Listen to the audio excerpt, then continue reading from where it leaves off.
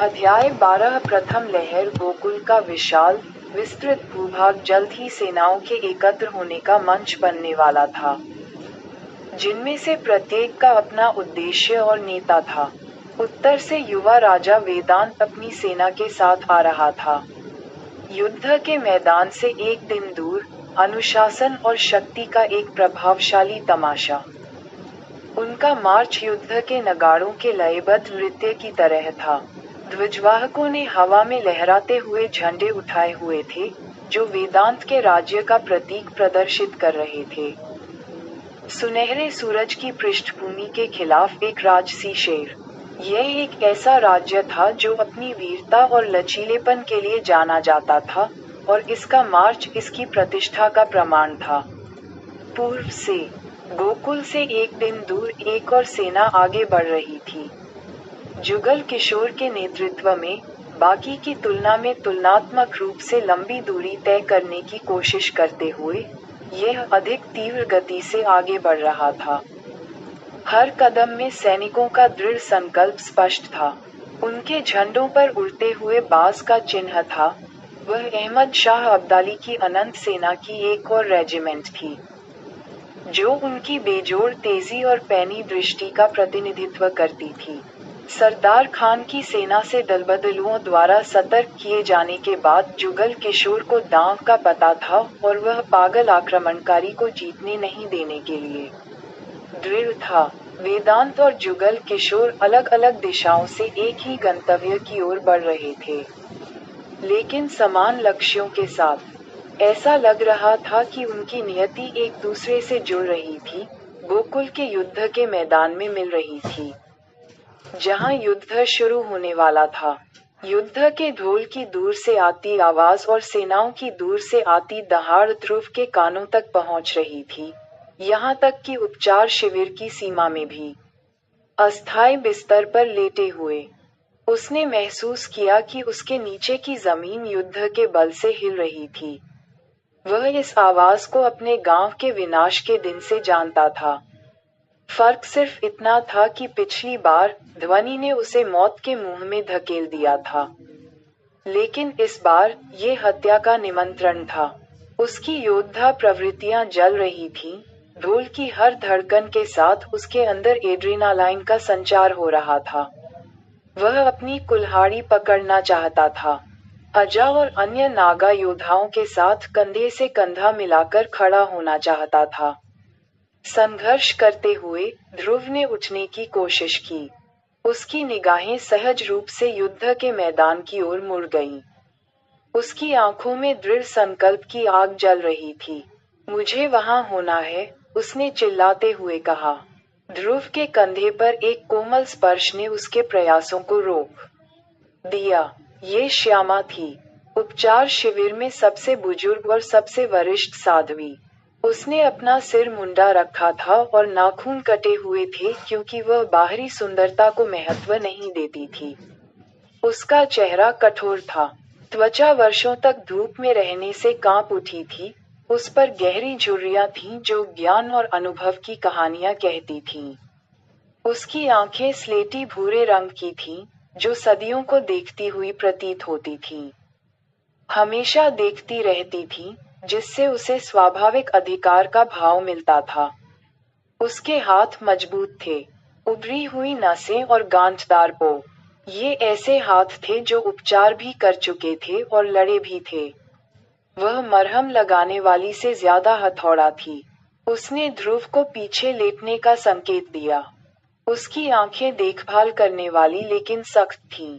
उसने कहा, उसकी आवाज में अंतिम स्वर था, ध्रुव, हमने अजा से वादा किया था कि हम तुम्हें जीवित और सुरक्षित रखेंगे और इस लड़ाई के खत्म होने से पहले तुम्हें ठीक कर देंगे। तुम्हारा उद्देश्य आज लड़ने वालों के उद्देश्य से अलग है।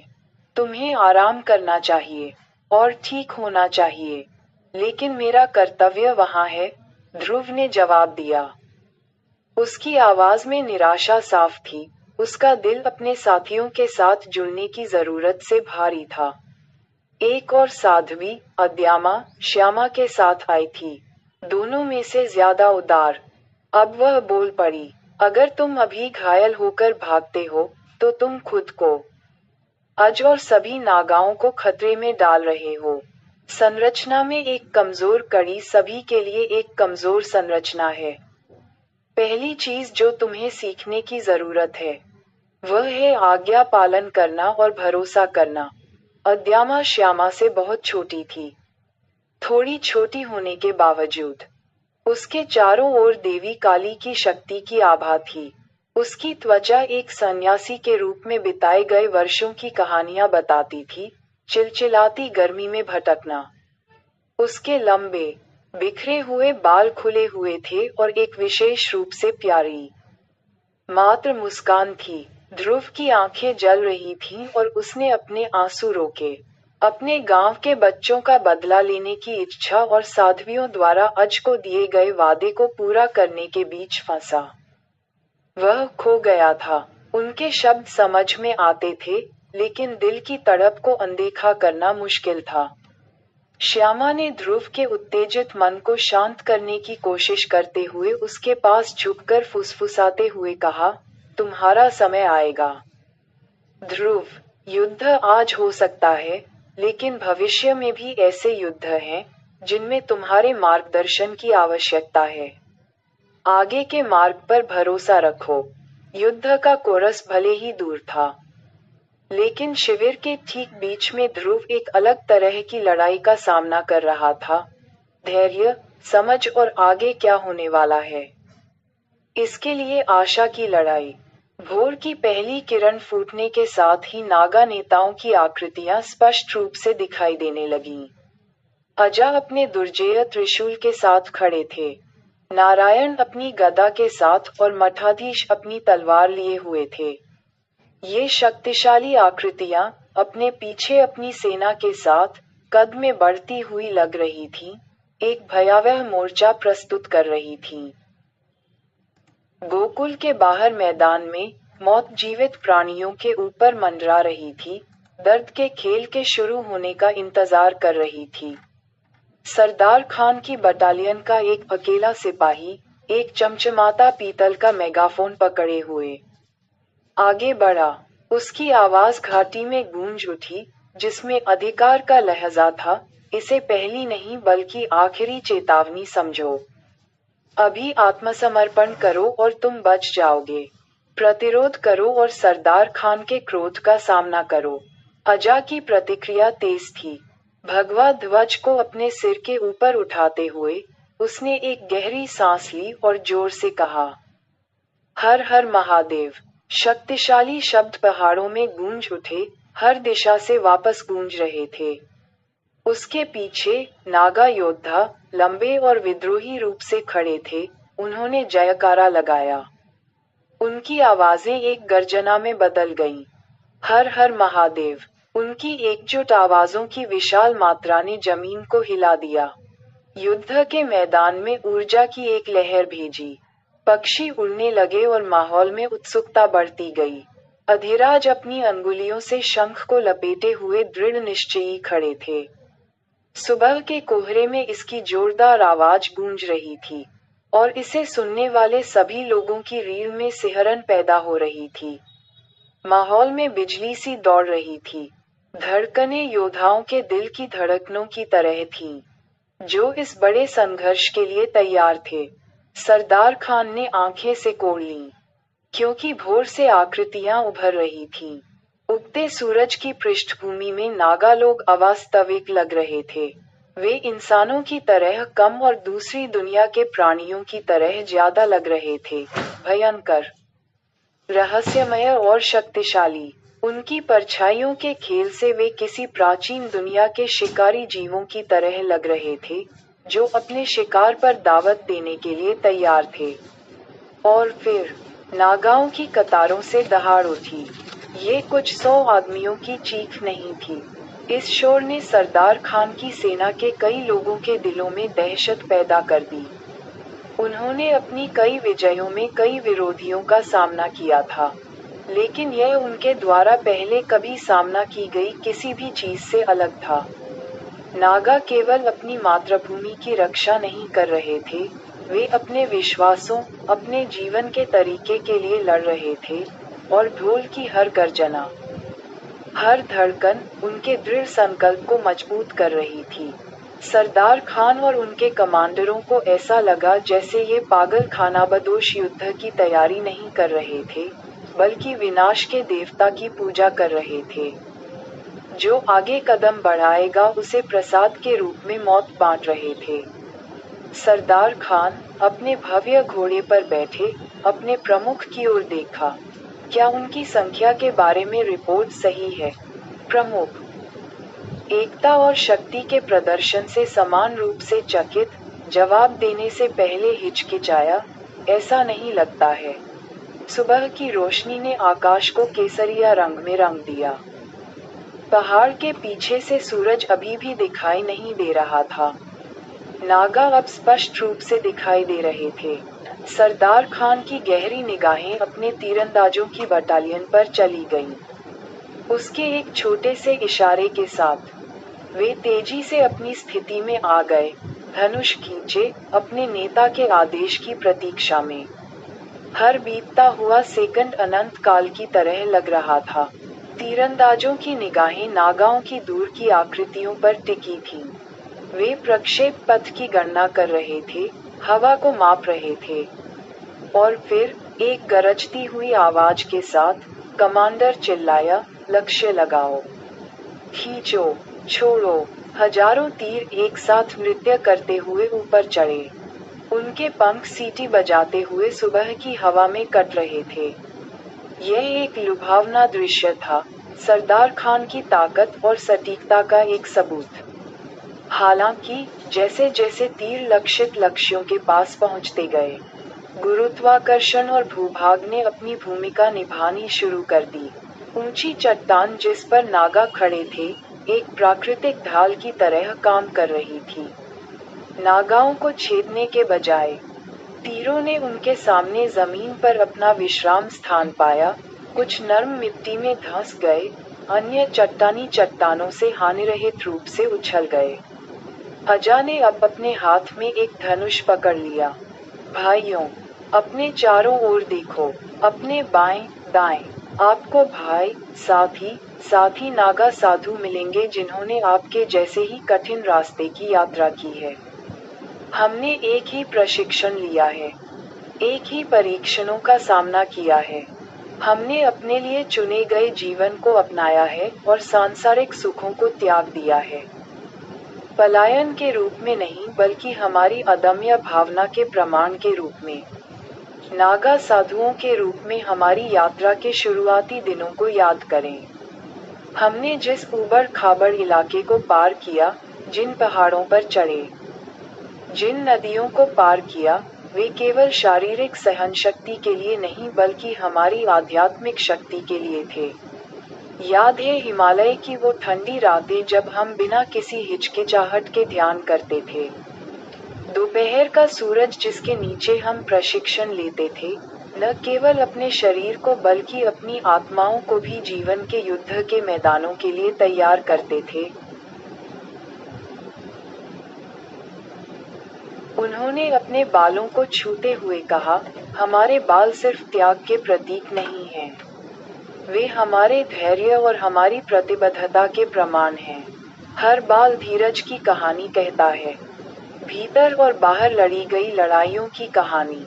हमारे बालों ने ज्यादातर लोगों से ज्यादा सूर्योदय और सूर्यास्त देखे हैं, और वे और भी कई बार देखने के लिए तैयार हैं।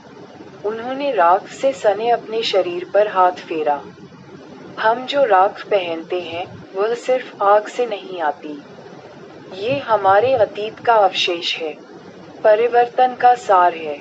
ये हमें याद दिलाता है कि जैसे लकड़ी राख में बदल जाती है, वैसे ही हमारे डर, हमारी हिचकिचाहट को जलाकर सिर्फ साहस ही बचता है।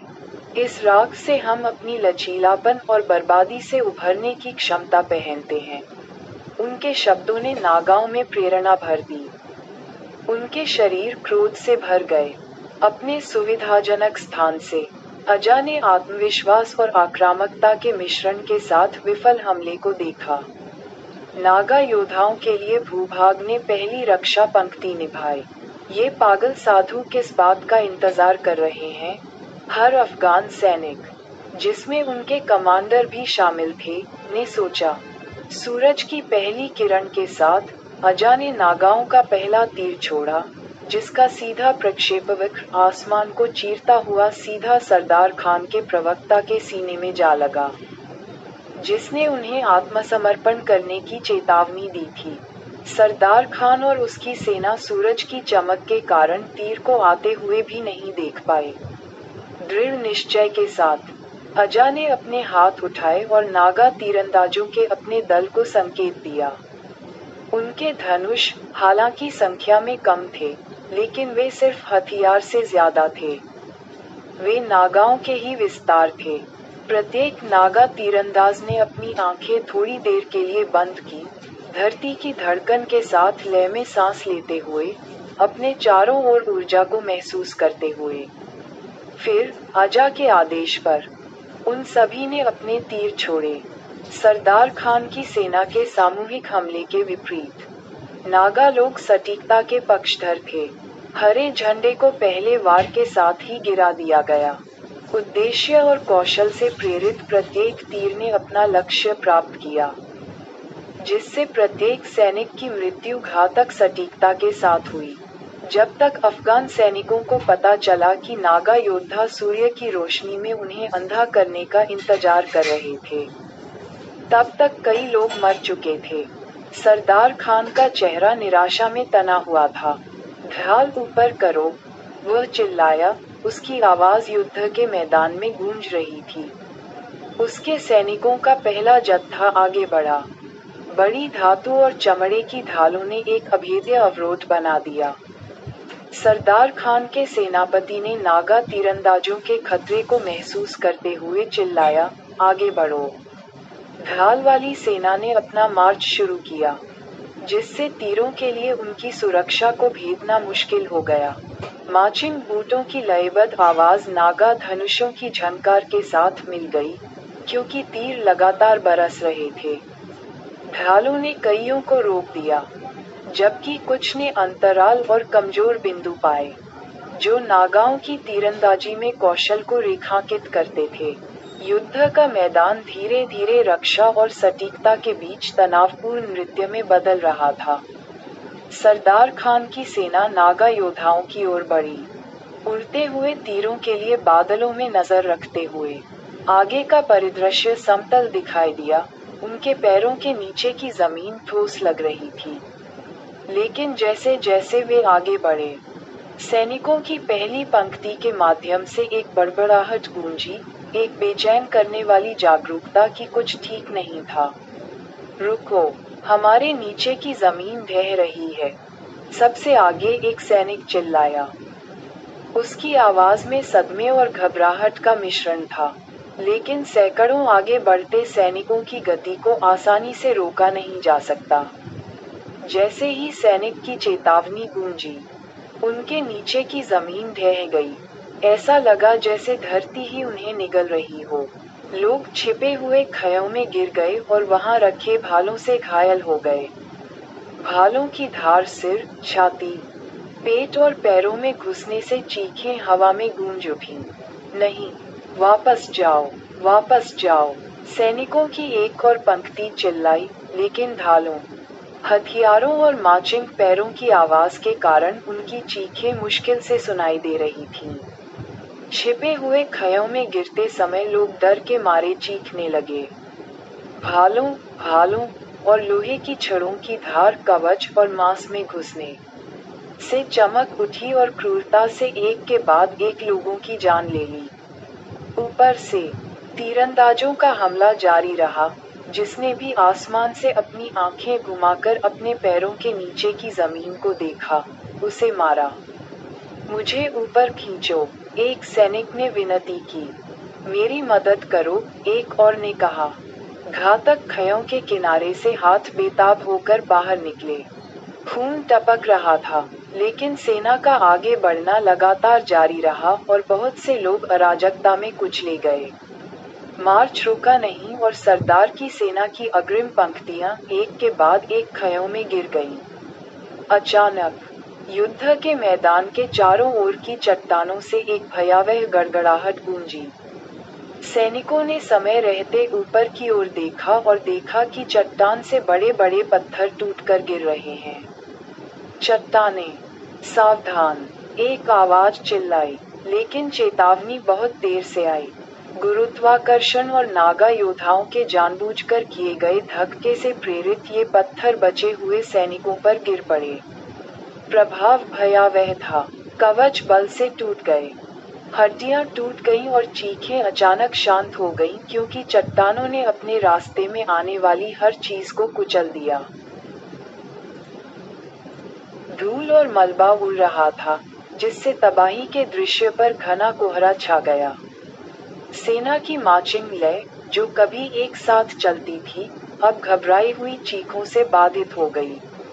पीछे हटो, पीछे हटो, कुछ चिल्ला रहे थे, जबकि अन्य हताश होकर अपने कुचले और अपंग साथियों की मदद करने की कोशिश कर रहे थे।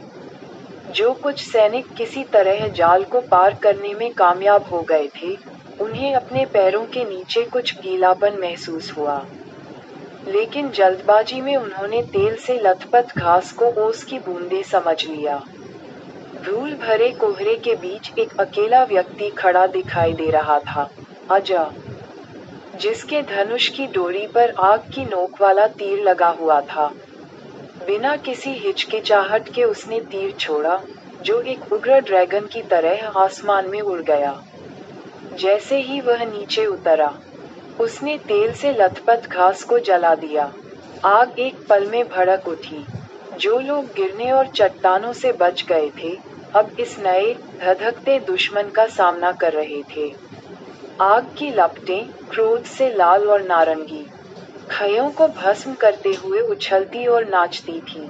पीड़ा की चीखें हवा में फैल रही थीं, आग की चटकती हुई आवाज के साथ। मदद करो, पानी, कोई, कृपया, एक सैनिक चिल्लाया। उसकी आवाज आग की लपटों की गर्जना से हताश थी।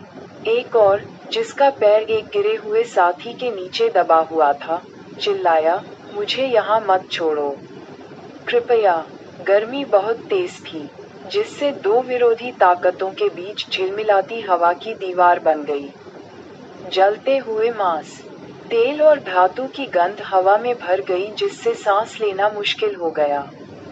सरदार खान की एक बार की शक्तिशाली सेना अब नागा योद्धाओं की अप्रत्याशित और कुशल रणनीति से घबरा गई थी।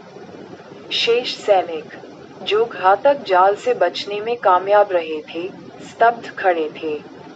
उनके सामने युद्ध का मैदान, जो कभी उनकी अपेक्षित जीत का प्रतीक था, अब मौत और तबाही का एक भयावह प्रदर्शन था।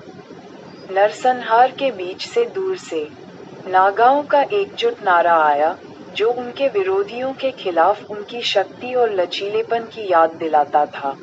हर हर महादेव। लगभग 250 अफगान सैनिक मारे गए, जबकि नागाओं ने एक भी आदमी नहीं खोया। सूरज अब आसमान में ऊंचा था, युद्ध के मैदान को रोशन कर रहा था। एक बार शांत और शांतिपूर्ण परिदृश्य अब युद्ध के निशानों से रंगा हुआ था। धुएं की लपटें, गिरे हुए सैनिक और कुचले हुए कवच जमीन पर बिखरे हुए थे। सरदार खान के चेहरे पर निराशा की एक गंभीर झलक थी। लड़ाई उसके पक्ष में नहीं चल रही थी। नागा, जो कि कमजोर दिख रहे थे, एक ऐसी ताकत साबित हो रहे थे जिसका सामना करना मुश्किल था।